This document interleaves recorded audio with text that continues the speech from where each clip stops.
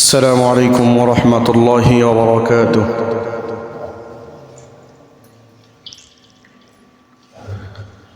إن الحمد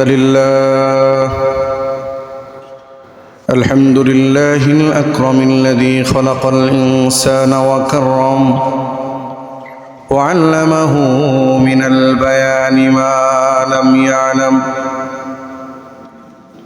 فسبحان الذي لا يحصى امتنانه باللسان ولا بالقلم، ونشهد أن لا إله إلا الله وحده لا شريك له، ونشهد أن سيدنا وسندنا وحبيبنا وطبيبنا وطبيب قلوبنا ومولانا محمدا عبده ورسوله. أما بعد فقد قال الله تبارك وتعالى في كلامه المجيد وفي فرقانه الحميد: أعوذ بالله من الشيطان الرجيم. بسم الله الرحمن الرحيم. يا أيها الذين آمنوا اتقوا الله حق تقاته ولا تموتن إلا وأنتم مسلمون. وقال النبي صلى الله عليه وآله وسلم: المسلم من سلم المسلمون من لسانه ويده، أو كما قال النبي عليه الصلاة والسلام. وقال تبارك وتعالى في شأن حبيبه آمرا ومخبرا: إن الله وملائكته يصلون على النبي يا أيها الذين آمنوا صلوا عليه وسلموا تسليما.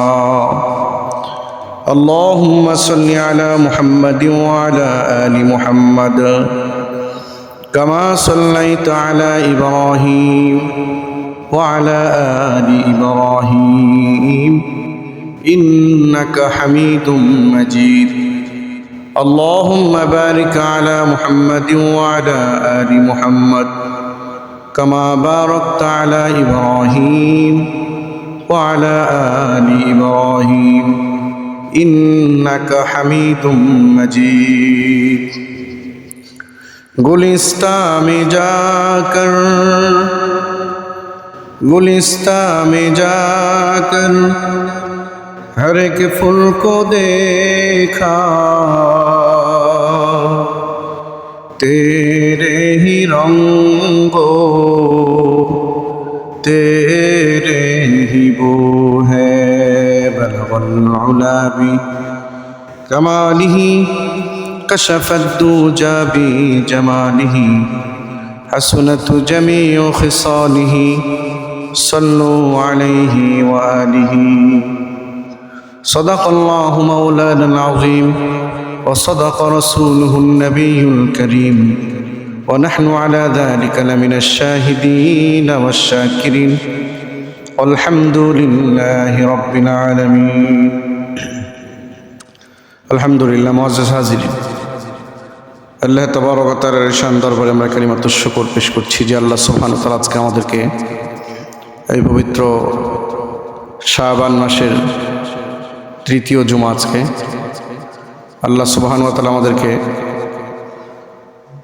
এই গুরুত্বপূর্ণ তাৎপর্যপূর্ণ জুমাতে রমজানের আগের মাসে সুস্থতার নিয়ামত বাড়িয়ে দিয়ে সবার আগে ইবাদতের লক্ষ্যে মসজিদে আসার এবং বসার তৌফিক দিয়েছেন। আমরা আসতে পেরেছি এবং বসতে পেরেছি।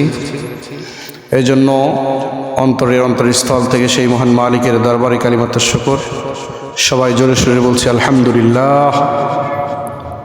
লক্ষ লক্ষ দরুদ এবং সালাম বর্ষিত হোক সরকারে দুজাহান শফিউল মুজরিমিন সৈয়দুল আম্বিয়া ওয়াল মুরসালিন খাতামুন নবিয়্যিন রাহমাতুল লিল আলামিন জনাবে মুহাম্মদুর রাসূলুল্লাহ সাল্লাল্লাহু আলাইহি ওয়া আলিহি ওয়াসাল্লামের উপর। সম্মানিত ভাইরা, দুনিয়ার এই সময়টুকু, যে সময়টুকু আমি সহ পুরা পৃথিবীর যত মানুষগুলো পেয়েছেন, এটাকে বলা হয় হায়াত। এই হায়াত আল্লাহ তাবারক ওয়া তাআলার অফুরন্ত একটা নিয়ামত। পৃথিবীতে যদি হায়াত না থাকে তাহলে এই পৃথিবীর যত নাজ নিয়ামত দেখছেন এগুলো কোনো কিছুই কাজে লাগবে না, বিন্দু পরিমাণ দাম হবে না। এই জন্য মানুষের সবচেয়ে দামি যে সম্পদ সেটা হলো হায়াত। বেঁচে থাকাকালীন সময় আপনি যা কিছু অর্জন করবেন, মৃত্যুর পর সেটা উপলব্ধি করতে পারবেন। সুতরাং হায়াতে থাকাকালীন সময় যদি কোনো বান্দা আল্লাহ তাবারক ওয়া তাআলার এই নাজ নিয়ামতগুলো যেগুলো উপভোগ করছি আমরা, এই নাজ নিয়ামতগুলো পেয়ে তার যদি দাসত্বওয়ালা জিন্দেগি আমরা যদি গঠন করতে পারি, তাহলে কবর থেকেই তার প্রতিদান, তার ফলাফল আমরা পেয়ে যাব। কিন্তু দুঃখ পরিতাপের বিষয়, এই হায়াতে, যার আমরা হায়াতে আছি, আমাদের পরিকল্পনা বাস্তবিক পক্ষে যেদিকে আগাচ্ছে, এটা যদি এমন করে আগাতে থাকে তাহলে এক সময় আমলের পাল্লাটা জিরো হয়ে যাবে,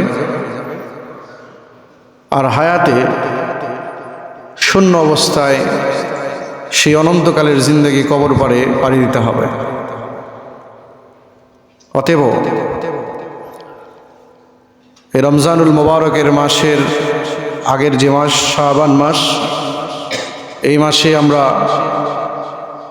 পরিপূর্ণভাবে নিজের হায়াত এবং সময়কে আল্লাহ এবং আল্লাহ রসুলের বাতলানো পথে যেন আমরা কাটাতে পারি, আল্লাহ পাক আমাদের সবাইকে তৌফিক দান করেন। সবাই বলুন আল্লাহুম্মা আমিন। সম্মানিত ভাইরা, পৃথিবীতে যত দ্বন্দ্ব, কলহ, ফাসাদ আমরা দেখছি, এগুলো আসলে মানুষের স্বেচ্ছাচারিতার একটা ফসল। ইচ্ছাই হোক অনিচ্ছাই হোক, কারো প্রলোভনে পড়ে হোক, যেগুলো বদ্দিনী পরিবেশের মধ্যে আমরা নিজেকে আত্মসমর্পণ করছি, এইরকমভাবে যদি চলতে থাকে তাহলে এক সময় মানুষের যে মনুষ্যত্ববোধ, এটা চিরতরে আমার এবং আপনার থেকে পুরো পৃথিবীর সমস্ত মানুষ থেকে এটা শেষ হয়ে যাবে।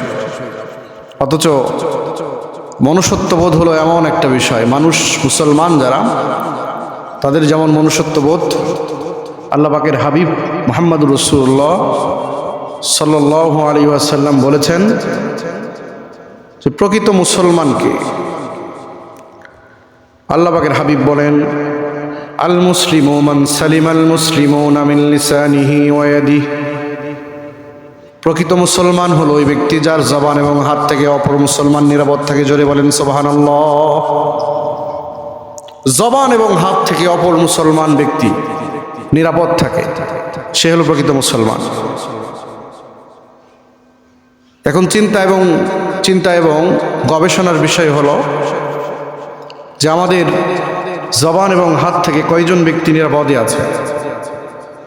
যদি নিরাপদে থাকে তাহলে আপনি প্রকৃতপক্ষে মুসলমান, কোনো সন্দেহ নাই। কিন্তু আমরা আসবাবের দিকে এমনভাবে ধাপিত হয়েছি, আসবাবগুলো, দুনিয়াতে যা কিছু আছে এগুলো সব আসবাব, মানে বস্তু। যেমন আমাদের ব্রেন, মস্তিষ্ক, মেধা ওই দিকেই ধাবিত হয়, যার যত টাকা বেশি তাকেই আমরা ধনী বলি। তাই কিনা বলেন? আমাদের ব্রেন মস্তিষ্ক ওই দিকেই ইঙ্গিত করে, ওটাকেই বিশ্বাস করে। যার বুদ্ধি যত বেশি তাকে তত মেধাবী বলি, এটাই তো বলে। কিন্তু সম্মানিত হাজিরিন, ইসলামের পুরোটাই উল্টা বলেছে। যার অর্থ যত বেশি তাকে কি ধনী বলা হয়? ইসলাম বলে যার অর্থ যত বেশি তাই প্রকৃত ধনী নয়। প্রকৃত ধনী হলো যে নিজের অন্তরের দিক থেকে বেশি ধনী। সুবহানাল্লাহ বলে। লাইসাল গিনা আন কাসরাতিল আরজি, ধন সম্পদ বেশি থাকলেই সেই ধনী নয়। নবী সাল্লাল্লাহু আলাইহি ওয়াসাল্লাম বলেন, হাদিস যে নবীজি বলেন, লাইসাল গিনা আন কাসরাতিল আরজি, ধন সম্পদ বেশি থাকলেই সে ধনী নয়। ওয়ালাকিন্নাল গিনা গিনান নাফস, নবীজি বলেন কিন্তু অন্তরের দিক থেকে যে প্রকৃত ধনী সেই ধনী। সুবহানাল্লাহ। সুতরাং আমাদের যে ধারণা, এই ধারণা থেকে ইসলাম পরিপূর্ণ বিপরীত। আমরা মনে করি যার মেধা যত বেশি তাই বুদ্ধিমান। ইসলাম বলে আল কাইয়িসু মান দানা নাফসাহু ওয়া আমিলা লিমা বাদাল মাউত, প্রকৃত জ্ঞানী ওই ব্যক্তি যে দুনিয়াতে হায়াত পেয়েছে এবং এই হায়াত অনুযায়ী পরকালীর জিন্দেগির আমলটা দুনিয়াতেই মজবুত করেছে, সে সবচেয়ে বুদ্ধিমান। সুবহানাল্লাহ। কিন্তু আমরা আসবাবের মুখাপেক্ষী, আসবাব আমাদেরকে যেদিকে নিয়ে যায় আমরা সেটাকেই বিশ্বাস করি। কিন্তু এই আসবাবগুলো সব কিছুই থেকে যাবে। দুনিয়ার যা কিছু আসবাব দেখছি এগুলো কি আমার এবং আপনার কবরে যাবে? যাওয়ার সম্ভাবনা আছে কি? নাই। পক্ষান্তরে আপনাকে অবশ্যই এরাদা করতে হবে, পাক্কা নিয়ত করতে হবে যে সম্পদটা আপনি অর্জন করে যাচ্ছেন, কামাই করে রেখে যাচ্ছেন, এই সম্পদটা আসলেই কি আপনাকে নাজাতের মাধ্যম হবে কিনা। এটাই হলো আপনার সবচেয়ে বড় পাক্কা এরাদা। কারণ এই সম্পদ আপনার সাথে যাবে না, রেখে যাবেন আপনি। যদি আল্লাহ না করেন এই রেখে যাওয়া সম্পদ যদি আপনার অবৈধ হয়, পন্থা যদি অবৈধ হয়, আল্লাহ এবং আল্লাহ রসুলের তরিকায় যদি আপনি অর্জন না করতে পারেন, তাহলে দুনিয়ার হায়াতটা আপনার জন্য পরিপূর্ণই একবারে বেকার হয়ে থাকবে। এই সম্পদের হিসাব আপনার দিতে গেলে সেই মহান মালিকের দরবারে সম্পদের হিসাব দেওয়ার ক্ষমতা আমাদের থাকবে না। এই জন্য ভাইরা আমার, দুনিয়ার এই হায়াতে যদি আমরা, যেহেতু একটা মানুষের বেঁচে থাকার জন্য মাখলুকাত হিসাবে, আশরাফুল মাখলুকাত হিসাবে হায়াতের চাইতে দামি আর কিছুই নাই। কিছু আছে নাকি বলেন তো? এই যে নির্বাচন সামনে, মনে করেন যদি কোনো এমপি পদপ্রার্থী ইন্তেকাল করে, সেখানে কি নির্বাচন হবে? মনে করেন কোনো এমপি ইলেকশনে জিতে গেলেন, উনি শপথের আগে ইন্তেকাল হয়ে গেল, তাহলে ওই চেয়ারে ওনার জন্য কোনো দাম আছে? আবার পুনরায় ওনার আসনের নির্বাচন দিতে হয়। তাহলে বোঝা গেল হায়াতের চাইতে দামি আর কিছুই নাই। আপনি যে চেয়ারে আছেন, এই চেয়ারে ততক্ষণ পর্যন্ত থাকতে পারবেন যতক্ষণ পর্যন্ত আপনার হায়াত আছে। আর যদি হায়াত না থাকে তাহলে এই চেয়ারে বসার কোনো যোগ্যতা আমার এবং আপনার থাকবে না। এই জন্য আল্লাহ পাক বলেন, ওয়াল আসরি ইন্নাল ইনসানা লাফি খুসর। আল্লাহ তাবারক ওয়া তাআলা ছোট্ট একটা সূরা, সূরাতুল আসর, এখানে আল্লাহ পাক হায়াতের কসম খেয়েছেন, সময়ের কসম খেয়েছেন। সময় হলো এত বড় গুরুত্বপূর্ণ বিষয়। আল্লাহ পাক বলেন, ওয়াল আসরি ইন্নাল ইনসানা লাফি খুসর। সময়ের কারণেই মানুষ বিভিন্ন বিপদগ্রস্ত হয়ে যাচ্ছে। সময় আপনাকে বৃদ্ধ বানিয়ে দিচ্ছে, সময় আপনাকে দুর্বল বানিয়ে দিচ্ছে, কিন্তু আপনি টের পান না। আপনি মনে করছেন যে আপনি 20 বছর আগে যেমন যুবক ছিলেন এখনো তেমন আছেন। না, সময় আপনাকে 20 বছর সামনে নিয়ে গেছে, আপনি দুর্বল হয়েছেন। আরো যদি 20 বছর সামনে যান আরো আপনি দুর্বল হবেন। এই সময় আপনাকে দুর্বল করে দিবে। চোখের জায়গায় চোখ থাকবে, দেখার শক্তি কমে যাবে। কানের জায়গায় কান থাকবে, শ্রবণ শক্তি কমে যাবে। আপনাকে বিভিন্ন ভাষায় গালি দিবে মানুষ। এই মুরব্বি চাচাকে জোরে কথা বলো, ঠসা সে শুনতে পায় না। এমন ভাষায় আমরা শুনি কিনা বলেন? কেন? সময় আপনাকে কানের পাওয়ারকে কমিয়ে দিয়েছে। হাত হাতের জায়গায় থাকবে, কিন্তু হাত দিয়ে এখন যেমন করে শক্তি প্রয়োগ করতে পারছেন, তখন শক্তি প্রয়োগ করার ক্ষমতা থাকবে না। পা পায়ের জায়গায় থাকবে, নাকি পা হাতের জায়গায় যাবে? বলেন, পা কি চেঞ্জ হবে? যে পা হাতের জায়গায় গেল, হাত পায়ের জায়গায় আসলে এমন হবে? পা পায়ের জায়গায় থাকবে। এই জন্য প্রিয় ভাইরা আমার, সময় আপনাকে দুর্বল করে দিবে। এমন দুর্বল হবেন যে আপনি হুলকুমের কাছে জীবন আপনার চলে আসবে। পৃথিবী ছেড়ে চলে যাওয়ার একটা সময় ক্ষণ চলে আসবে। তখন আপনি কি করবেন? যখন হুলকুমের কাছে আপনার জীবন চলবে, ধুক ধুক করবে। মৃত ব্যক্তি যখন, মৃত পথযাত্রী কোনো ব্যক্তির হুলকুমের কাছে জীবন চলে আসে, হাদিস শরীফের মধ্যে আছে, ওই ব্যক্তির পানির পিপাসা এমন লাগে যে পুরা পৃথিবীর সমস্ত পানি যদি তার এই গলার মধ্যে দিয়ে দেওয়া হয়, তাও তার পিপাসা মিটবে না। কিন্তু আপনারা দেখেছেন মৃত পথযাত্রীর মুখে কি গিলাস দিয়ে পানি ঢেলে দেয়, না একটা চামচ, ছোট ছোট চামচ দিয়ে পানি দেওয়া হয়? তো আপনার যেখানে সমস্ত পৃথিবীর পানি দিলেও আপনার পিপাসা মিটবে না, ওখানে এক চা চামচ যদি আপনাকে দেওয়া হয়, এই পিপাসা মিটবে? মিটবে না। এই জন্য সম্মানিত হাজিরিন, হায়াত হলো মানুষের জীবনের সবচেয়ে বড় নেয়ামত। আল্লাহ পাক আমাদের এই হায়াতকে পরিশুদ্ধ করে আল্লাহ এবং আল্লাহ রসুলের বাতলানো পথেই পরিচালিত হওয়ার তৌফিক দান করেন। জোরে বলেন আল্লাহুম্মা আমিন। এই জন্য আল্লাহ পাক বলছেন, ওয়াল আসরি ইন্নাল ইনসানা লাফি খুসর। প্রত্যেকটা মানুষ বিপদগ্রস্ত, ক্ষতিগ্রস্তের মধ্যে আছে। ক্ষতিগ্রস্তের মধ্যে মানুষ আছে, আল্লাহর ভাষা এটা। প্রত্যেকটা মানুষ বিপদগ্রস্ত, ক্ষতিগ্রস্ত। কেন? সে হায়াত পেয়ে হায়াতের সঠিক ব্যবহার করতে পারেনি, এই জন্য বিপদগ্রস্ত। আল্লাহ পাক প্রথমে বলেছেন ওয়াল আসরি, সময়ের কসম, যুগের কসম, কালের কসম, হায়াতের কসম। সময় এবং হায়াত একই জিনিস, ধীরে ধীরে ধীরে ধীরে চলে যাচ্ছে। সময় এবং হায়াত চলে যাচ্ছে। গত জুমায় আমরা নামাজ পড়লাম, জুমার নামাজ। আজকে কি গত জুমা না, এটা নতুন জুমা? নতুন জুমা, তাই কিনা বলেন? সামনে যদি হায়াতে থাকি আমরা, তাহলে আবার নতুন নতুন জুমা পাবো। কিন্তু আমরা টের পাচ্ছি না, আমরা মনে করছি এটা সাপ্তাহিক দিন পরিবর্তন হচ্ছে, এটা নতুন নয়। নিয়ম অনুবর্তিতায় এরকমভাবে যাচ্ছে যাচ্ছে, যাবে না। এক সপ্তাহ আগে আপনি যেমন ছিলেন, এক সপ্তাহ পরে একটু চেঞ্জ হয়েছেন। প্রত্যেকটা অঙ্গ প্রত্যঙ্গ চেঞ্জ হবে।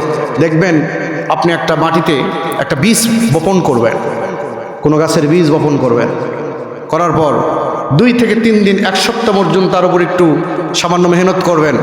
দেখবেন যে 7 দিনের মাথায় সে সুন্দর করে বীজটা ফাইন করে পাতা বের করে দিয়েছে, গাছটা তরুতাজা হয়েছে।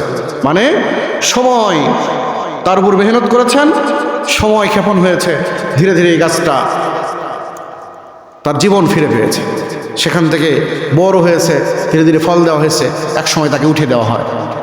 তো যেটা বলছিলাম, মৃত্যুর সময় যখন আপনাকে রাখা হবে, এটাকে বলা হয় সাকরাতুল মউত। এই সাকরাতুল মউতে আপনার কাছে শয়তান বিভিন্ন রূপ ধারণ করে আসবে। শয়তান রূপ ধারণ করে আসবে মৃত্যুর সময়। মুমিনদের জন্য মৃত্যু হলো আল মউতু তুহফাতুল মুমিন, মুমিনদের জন্য মৃত্যু হলো হাদিয়া। মৃত্যু করে মুমিনরা ভয় পায় না। কিন্তু যদি হায়াতটা, এই দুনিয়ার পুঁজিটা যদি আমার এবং আপনার হয়ে যায় সংকীর্ণ, তাহলে মৃত্যু হবে আমাদের জন্য সবচেয়ে বড় ভয়, ভয়ের একটা কারণ হবে। এই জন্য আল্লাহ পাক বলেন ইন্নাল ইনসানা লাফি খুসর। প্রত্যেকটা মানুষ বিপদগ্রস্তের মধ্যে আছে। বিপদগ্রস্ত হওয়ার কারণ কি? আমি আবার বলছি যে তারা হায়াতকে সঠিক কাজে ব্যবহার করছে না। তারপরে আল্লাহ পাক বলেন ইল্লাল্লাযীনা আমানু ওয়া আমিলুস সলিহাত, তাদের মধ্যেই তারা বিপদগ্রস্ত নাই। সবাই বিপদগ্রস্ত, কিন্তু তারা ছাড়া যারা ঈমান এনেছে এবং সৎ কাজ করেছে। জোরে বলেন সুবহানাল্লাহ। ঈমান এনেছে এবং সৎ কাজ করেছে, মানে হায়াতকে ভালো কাজে ব্যবহার করেছে। সৎ কাজ করেছে মানে কি করেছে? হায়াতকে ভালো কাজে ব্যবহার করেছে। সামনের জিন্দগি কবর থেকে নিয়ে শুরু করে হাসর পর্যন্ত, হাসর পুলসিরাত পর্যন্ত যে জিন্দগি আসবে, কবরের জিন্দগি হবে আপনাকে সব সময় সব জায়গায় আপনাকে একা একা মোকাবেলা করতে হবে, যেতে হবে, একা একা হিসাবের কাঠগড়ায় দাঁড়াতে হবে, কবরে আপনাকে একা একা থাকতে হবে। দুনিয়াতে বিভিন্ন ধরনের মুসিবতের সময় আপনি কোনো দলের ছত্রছায়ায় গেলে আপনাকে উদ্ধার করার জন্য তারা এগিয়ে আসবে, বা আপনি বড় ধরনের অন্যায় করলেও কোনো যে দল ক্ষমতায় যাবে সে দলের ইঙ্গিত পেলে আপনি বিপদ থেকে বাঁচতে পারবেন। কিন্তু কবর হলো এমন একটা জায়গা, দুনিয়াতে দল করেছেন, কাউকে সাপোর্ট করেছেন, সে আপনাকে উদ্ধার করেছে, কিন্তু কবরে উদ্ধার করার কোনো সুযোগ নাই, কোনো সুযোগ নাই। কবর হলো নীরবতার জায়গা, একাকীর ঘর, একজনে আপনাকে একাই থাকতে হবে, এখানে কোনো সুযোগ নাই বাঁচার। এজন্য বাঁচতে হলে কবরে যদি আপনার প্রশ্ন সহজ করতে চান, তাহলে দুনিয়ার এই হায়াতটা পুঁজিকে মজবুত করতে হবে। প্রিয় ভাইয়ের আমার, এই জন্য আল্লাহ পাক বলেন ইল্লাল্লাযীনা আমানু, যারা ঈমান এনেছে, ওয়া আমিলুস সলিহাত, এবং আমলে সলেহ করেছে। আমলে সলেহ কি? আমলে সলেহ হলো হায়াতে থেকে, জীবিত অবস্থায় থেকে আল্লাহ এবং আল্লাহ রসুলের বাতলানো পথে নিজের জীবনকে পরিচালিত করাই হলো আমলে সলেহ। সামনে রমজান, রমজান আসার আগেই একদল ব্যক্তি মনে মনে চিন্তা করেছেন যে আমি তো গ্যাস্ট্রিকের রোগী, নিজেই ডাক্তার সেজেছেন যে এই রমজানে আমি রাখবো না, আগামী রমজানে রাখবো। আমলে সলেহ নয়।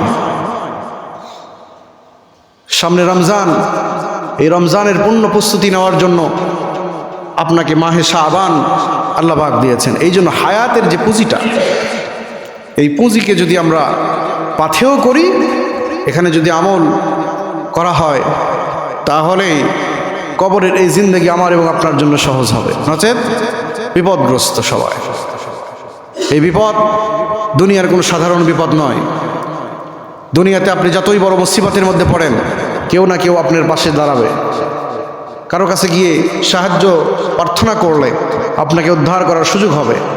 কিন্তু এটা এমন একটা জায়গা যে আজকে যদি আপনি ইন্তেকাল করেন, আগামীকাল এই সময় আপনি আর দুনিয়াতে নাই, আপনি পরকালের জিন্দেগি শুরু হয়ে যাবে।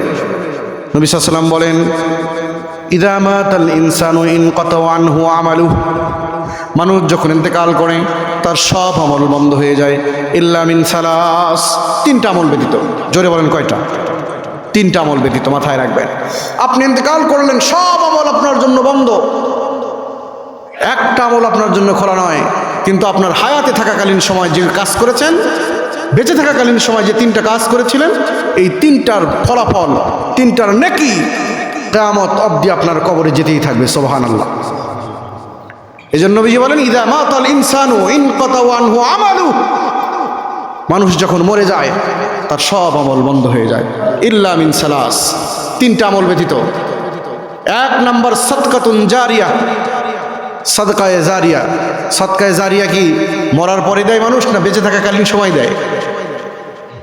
বলেন, বেঁচে থাকাকালীন সময় দেয়। অর্থাৎ আপনার হায়াতে থাকাকালীন সময় আপনি সাদকা করেছেন, এমন দান করেছেন যে দানের কারণে আপনার এই দানটা ধীরে ধীরে বাড়তে বাড়তে, অর্থাৎ যত দুনিয়াতে যত ভালো কাজ আছে, কোনো ব্যক্তি বলে মসজিদ মাদ্রাসা দিয়ে উদাহরণ দিলে হুজুররা খালি মসজিদের উদাহরণই দেয়। দুনিয়াতে আল্লাহ পাকের রসুল বলেছেন আহাব্বু বেলাদু ইলাল্লাহি মাসাজিদুহা, দুনিয়াতে সবচেয়ে দামি জায়গা হলো মসজিদ। সুবহানাল্লাহ বলেন। ওয়া আবগাজুল বেলাদি ইলাল্লাহি আসওয়াকুহা, আর আল্লাহর কাছে সবচেয়ে নিকৃষ্ট জায়গা হলো বাজার। উৎকৃষ্ট জায়গার নাম কি? মসজিদ, আর নিকৃষ্ট জায়গার নাম বাজার। উদাহরণ দেওয়া হয়। আচ্ছা, মসজিদ দিয়ে উদাহরণ দিব না, সাদকায়ে জারিয়া করলেন।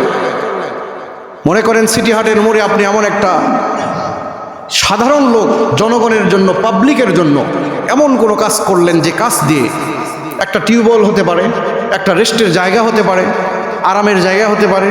এক কথায় মানুষ যেখানে এসে আরাম পায়, মজা পায় বসে, বা বসলে একটু তৃপ্তি হয়, মানুষের সেবার জন্য কোনো কাজ করে গেলেন, এই কাজটা সাদকায়ে জারিয়া হয়ে যাবে। সুবহানাল্লাহ বলেন। এটার আমল আপনি কবরে বসে পাবেন। এক নাম্বার হলো সাদকায়ে জারিয়ার আমল আপনি পাবেন কবরে বসে বসে। 2 নাম্বার ওয়ালাদিন সালিহিন ইয়াদউ লাহ, আপনি এমন সন্তানকে রেখে গেছেন মৃত্যুর পর যে সন্তান কান্নাকাটি করে করে আপনার রুহের মাগফিরাতের জন্য কান্নাকাটি করে, নামাজ কাজা দেয় না, আল্লাহর হক ইচ্ছা করে ছেড়ে দেয় না, মিথ্যা বলে না, মানুষকে ঠকায় না, অন্যায় করে না, অবিচার করে না, সন্ত্রাস করে না, এমন সন্তানকে রেখে গেছেন। এই সন্তান যদি হাত তুলে আপনার জন্য দোয়া করে যে আল্লাহ আমার বাবাকে তুমি মাফ করে দাও, এই সন্তানও আপনার জন্য সদকায়ে জারিয়া। সুবহানাল্লাহ বলেন। যে সন্তান আপনার ইন্তেকালের পরে প্রাণ ভরে দোয়া করবে, নেককার সন্তান রেখে গেছেন। নেককার সন্তান কি? তার হায়াতে আমলে সালেহ করে, এই যেগুলো আমি বললাম, এই সন্তানকে আপনি রেখে গেছেন। এই সন্তানের কারণে আপনি নাজাত পেয়ে যাবেন, সদকায়ে জারিয়া হবে এটা। সুবহানাল্লাহ বলেন। তাহলে সন্তান আপনার নাজাতের মাধ্যম হলো কি না? নাজাতের মাধ্যম। আর বিপরীত হলে বিপদ হয়ে যাবে। 3 নাম্বার নবীজি সাল্লাল্লাহু আলাইহি ওয়াসাল্লাম বলেন, আও ইলমিন ইয়ানতাফিউ বিহি, আপনি এমন একটা জ্ঞান শিখে গেছেন দুনিয়াতে হায়াত থাকাকালীন সময়, বেঁচে থাকাকালীন সময় এমন একটা এমন একটা জ্ঞান শিখেছেন যে জ্ঞানটা আপনার পরে, আপনার ইন্তেকালের পরে এই জ্ঞানটা, অর্থাৎ আল্লাহ এবং আল্লাহ রাসূলের বাতলানো পথের এই জ্ঞানটা আপনি আরও জনকে শিখাইছেন, তারা আর একজনকে শিখাচ্ছে, এরকমভাবে শিখাতেই আছে, কিন্তু আপনি মাঝখান থেকে ইন্তেকাল করেছেন। অর্থাৎ আপনি যদি টিচার হন, শিক্ষক হন, যে লেভেলেরই টিচার হন, প্রাইমারির টিচার হতে পারেন, আপনি যায় আসে না, কিন্তু আপনার নীতি এবং নৈতিকতা ছিল, ভালো জ্ঞান শিখিয়েছেন, ভবিষ্যৎ প্রজন্মদেরকে পথভ্রষ্ট জ্ঞান শিখাননি, নৈতিক ইলম শিখাইছেন। এই অবস্থায় যদি আপনি ইন্তেকাল করেন, তাহলে একজন প্রাইমারির টিচার যদি ইন্তেকাল করে, ওই প্রাইমারির টিচারের লক্ষ লক্ষ ছাত্রছাত্রী আছে না নাই বলেন? আছে। ওই ছাত্রছাত্রীরা আরো ভালো জ্ঞান শিখাইছেন আরো একদলকে, এমভাবে কিয়ামত অবধি তার কিছু অংশ শিখাতেই থাকবে। ওই টিচার যদি ইন্তেকাল করে, তার আমল নামাও সদকায়ে জারিয়ার সওয়াব পেয়ে যাবে। সুবহানাল্লাহ। এই 3টা আমল, এই 3টা কাজ যদি হায়াতে থাকাকালীন সময় আমরা করে যেতে পারি প্রিয় ভাইয়ের আমার, তাহলেই কবরে বসে বসে আপনি সওয়াব পাবেন। নচেত যদি কেউ মনে করেন কবর বোধহয় কিছুই নয়, অপেক্ষা করুন, কিছুই নয়, অপেক্ষা করুন। পৃথিবীতে কেউ বাঁচতে পারেনি 100 বছরের জিন্দেগি, 100 বছরের পিছনে যদি তাকায়, এমনও ব্যক্তি আছে সিটি হাটের গল্প শোনায় আমাদেরকে। এই সিটি হাটের বলে যে হুজুর, যে এই মসজিদ যেখানে হয়েছিল, এখানে পানি বিশাল গর্ত ছিল, এখানে তাকানো যেত না, অন্ধকার জঙ্গল দিয়ে ভরা, এমন অনেক লোক আছে এখানে। দেখেন তো কয় বছরের মাথায় চেঞ্জ হয়েছে কি না ভাই? চেঞ্জ হয়েছে। 100 বছর পর যারা এখন বর্তমানে আছেন, আমি 100 বছরই ধরি, 100 বছরের পর যারা এখানে আছি আমরা, কেউ থাকার সুযোগ নেই। বাংলাদেশের গড় আয়ু বয়স 73 বছর সামথিং বা 72 বছর সামথিং। সুতরাং 100 বছর পরে আর কেউ থাকবে না, কেউ থাকবে না। সুতরাং প্রিয় ভাইয়ের আমার, এই যে হায়াতে থাকাকালীন সময় যে গুরুত্ব আল্লাহ পাক দিয়েছেন, সূরাতুল আসর, মাত্র 4টা আয়াত এই সূরার মধ্যে। এই 4টা আয়াতের প্রথমে আল্লাহ পাক বলেছেন ওয়াল আসরি, সময়ের কসম। আল্লাহ পাক এমন একটা জাত, যে সত্তা, কোনো জিনিস বুঝাতে গেলে কসম খাওয়ার প্রয়োজন নাই। আমাদের কসম খাওয়ার প্রয়োজন, কারণ আমাদেরকে মানুষ বিশ্বাস করে না। একটা কাজ করেছি, মিথ্যা কথা কসম খেয়ে বলে যে আল্লাহর কসম আমি এটা করিনি বা আমি এটা যাইনি, কিন্তু তিনি ওটা করেছেন। মিথ্যা কথা বলে কসম খায়, এটা আমাদের স্বভাব। আমরা বোঝাতে চাই যে আমি সত্যবাদী বা আমার দলিল হলো এই যে কসম, কিন্তু আল্লাহ পাক এমন সত্তা, বোঝাতে গেলে, কোনো মাখলুকাতকে বোঝাতে গেলে কসম খাওয়ার কোনো প্রয়োজন নাই, কিন্তু আল্লাহ পাক এখানে কসম খেয়েছেন। কেন কসম খেয়েছেন? মুফাসসিরে ইকরাম ব্যাখ্যা করেছেন ওয়াল আসরি। এর আগেও আমি এই ওয়াজটা বারবার করেছি। ওয়াল আসর, সময়ের কসম আল্লাহ পাক কেন খেয়েছেন? সময় হলো এত গুরুত্বপূর্ণ একটা বিষয় মানুষের জীবনের। 1 সেকেন্ডের হায়াত যদি দুনিয়াতে কেউ পায়, জোরে বলেন কয় সেকেন্ডের? 1 সেকেন্ডের হায়াত যদি দুনিয়াতে পায়, এই দুনিয়ার 10 দুনিয়া সমপরিমাণ আল্লাহ পাক তাকে জান্নাত দান করবেন। সুবহানাল্লাহ বলেন। এই দুনিয়া কি মনে করছেন শুধু বাংলাদেশ? পুরা পৃথিবীর যত জায়গা আছে এই জায়গা পরিমাণ 10 দুনিয়া পরিমাণ জান্নাত আল্লাহ পাক আপনাকে দান করবেন। কয় সেকেন্ডের হায়াত? 1 সেকেন্ডের হায়াত। মুফাসসির একরাম উদাহরণ দিয়েছেন, আমি এই উদাহরণ বারবার বলেছি, বলেই শেষ করে দেবো ইনশাআল্লাহ। একটা মার গর্ভ থেকে 2টা সন্তান জন্ম নিয়েছে। কয়টা সন্তান? 2টা, মানে টুইন বেবি মনে করেন উদাহরণস্বরূপ। একজন জন্ম নেওয়ার পরেই 1 সেকেন্ড চিল্লায় উঠায়, 1 সেকেন্ড চিল্লায় উঠছে, তারপর ইন্তেকাল করছে। কয় সেকেন্ড? 1 সেকেন্ড। আর আরেকজন বেবি মার পেট থেকে মৃত বের হয়েছে, তার কোনো চিল্লি নাই, ডাক্তার বলেছে মৃত অবস্থায় বের হয়েছে। ইসলাম এই 2 বাচ্চার ব্যাপারে 2টা ডিসিশন দিয়েছেন। খুব গুরুত্ব সহকারে শুনবেন, হায়াতের গুরুত্ব কতটুকু। তাহলে 2 জন বেবি মার পেট থেকে বের হয়েছে, একজন কয় সেকেন্ডের হায়াত? 1 সেকেন্ডের, আর একজন মৃত অবস্থায় বের হয়েছে। তো ইসলাম বলে যে বাচ্চাটা মার পেট থেকে মৃত অবস্থায় বের হয়েছে এর কোনো জানাজা নাই, একটা কাপড়ের মধ্যে পেঁচে কবরস্থানে গিয়ে গর্তের মধ্যে দিয়ে দাও, কোনো জানাজা নাই, কোনো গোসল নাই, কিছুই নাই। কথা কি বুঝতে পেরেছেন? কারণ সে দুনিয়াতে হায়াত পায়নি। আল্লাহু আকবার বলেন। কতটুকু গুরুত্ব হায়াতের দেখেন। এই বাচ্চার কোনো কিছুই নাই, কিচ্ছু নাই বাচ্চার, কারণ সে দুনিয়াতে আসেইনি। দুনিয়াতে আসার আগেই সে অর্থাৎ জীবনই পায়নি, তাই দুনিয়াতে আসার জীবন পায়নি। মার পেট থেকে বের হয়ে তাকে কান্না করতে হবে, এটাই হলো জীবন, এটাই হলো দুনিয়া। কিন্তু ওই যে 1 সেকেন্ডের যে হায়াত যে বাচ্চাটা পেয়েছে, ইসলাম বলে এই বাচ্চাকে 90 বছরের হায়াত যে ব্যক্তি পেয়েছিল, যেমন করে সুন্দর করে ধীরে ধীরে হাত লাগিয়ে গোসল করে দেওয়া হয়, এই বাচ্চাকেও এমন করে গোসল করে দাও। সুবহানাল্লাহ বলেন। শুধু তাই নয়, ওই 90 বছরের একজন বুজুর্গ ব্যক্তিকে যেমন করে 3টা কাপড়ের মধ্যে পেঁচে দেওয়া হয়, এই বাচ্চাকেও এমন করে পেঁচে দাও। শুধু তাই নয়, কোনোদিন সেজদা করেনি, সেজদার জায়গায় তাকে করবুল লাগিয়ে দাও। সুবহানাল্লাহ বলেন। কোনোদিন সেজদা করেছে এই বাচ্চা? সেজদা করেনি, সেজদার জায়গায় করবুল লাগিয়ে দাও, রুকুর জায়গায় করবুল লাগিয়ে দাও, আতর দাও, সুরমা দাও, নাম রাখো, জানাজায় দাঁড়িয়ে যাও। সুবহানাল্লাহ। শুধু এখানেই শেষ না, এই যে 90 বছরের জিন্দেগি যে ব্যক্তি পেল বুজুর্গ, এই ব্যক্তির জানাজায় গিয়ে একটা আল্লাহর কাছে দোয়া করতে হয়, আর 1 সেকেন্ডের হায়াত পেয়েছে একটা বাচ্চার কাছে, এর জানাজায় গিয়ে একটা দোয়া পড়তে হয়। 90 বছরের হায়াত পেয়েছিল এই ব্যক্তি বুজুর্গ, মনে করেন কোরআনের হাফেজ, হাদিসের হাফেজ, বড় বিশাল সুনামধন্য পৃথিবীর নাম করা বুজুর্গ, মুহাদ্দিস, শাইখুল হাদিস, যত সিফাতগুলো আছে ভালো ভালো উনি পেয়েছেন। ওনার জানাজায় গিয়ে আল্লাহর কাছে দোয়া করতে হয়, আল্লাহুম্মা গফিরলি হাইয়িনা ওয়া মাইয়িতিনা ওয়া শাহিদিনা ওয়া গায়িবিনা, এমন করে বলতে হয় যে আল্লাহ আমাদেরকে ক্ষমা করো, যারা আমরা জীবিত আছি তাদেরকে ক্ষমা করো, যারা মৃত তাদেরকে ক্ষমা করো, যারা উপস্থিত তাদেরকে ক্ষমা করো, যারা অনুপস্থিত তাদেরকে ক্ষমা করো, যারা ছোট তাদেরকে ক্ষমা করো, যারা বড় তাদেরকে ক্ষমা করো। এমন করে আল্লাহর কাছে অ্যাপ্লিকেশন করতে হয়, দোয়া করতে হয়। এটা হলো ওই দোয়ার অর্থ। কিন্তু আজীব এবং আশ্চর্যের বিষয় হলো, কয় সেকেন্ডের হায়াত? 1 সেকেন্ডের হায়াত। এই বাচ্চার জানাজায় গিয়ে, এই যে 90 বছরের বুজুর্গ ব্যক্তির জানাজায় গিয়ে যে অ্যাপ্লিকেশনটা করলাম, পুরোটাই ভিন্ন। এই বাচ্চার জানাজায় গিয়ে বলতে হয়, আল্লাহুম্মা জাআলহু লানা আজরাও ওয়া যুখরাও ওয়া জাআলহু লানা শাফিয়াও ওয়া মুশাফফা। জোরে বলেন সুবহানাল্লাহ। বলতে হয় যে আল্লাহ, এই যে নিষ্পাপ মাসুম বাচ্চা তোমার রাহে শুয়ে দিলাম, এর কোনো গুনাহ নেই, কিয়ামতের কঠিন মুসিবতের সময় যেন সে সুপারিশ করে করে তোমার জান্নাতে আমাদেরকে নিয়ে যায়। সুবহানাল্লাহ বলেন। কিসের কারণে? হায়াতের কারণে। সুবহানাল্লাহ বলেন। হায়াত এত গুরুত্বপূর্ণ বিষয়। হায়াত আমার এবং আপনার জীবন, এই হায়াতটা এত গুরুত্বপূর্ণ।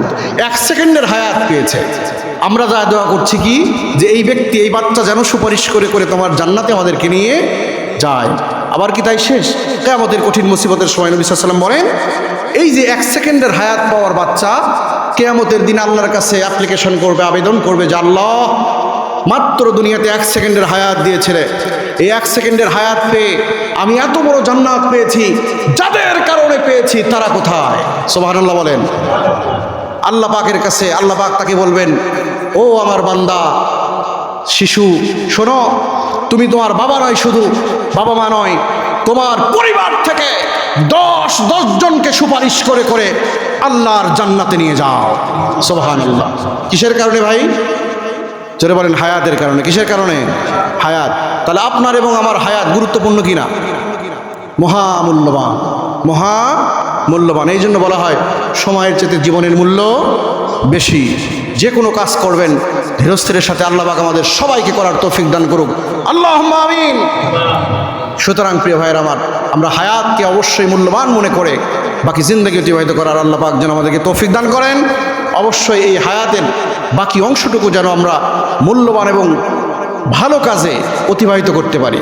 সব জায়গা থেকেই প্রত্যেকজন ব্যক্তি, যেহেতু আমরা মুসলমান, প্রত্যেকজন ব্যক্তি নিয়ত করলেই ভালো কাজ করা যায়, কোনো সন্দেহ নাই। আপনি ইচ্ছা করলেই ভালো কাজ করতে পারবেন। তো আল্লাহ সুবহানাহু ওয়া তাআলা আমাদের সবাইকে আজকের এই সংক্ষিপ্ত আলোচনা থেকে বাকি জিন্দগি গঠন করার তৌফিক দান করেন। ওমা তৌফিক ইল্লা বিল্লাহ।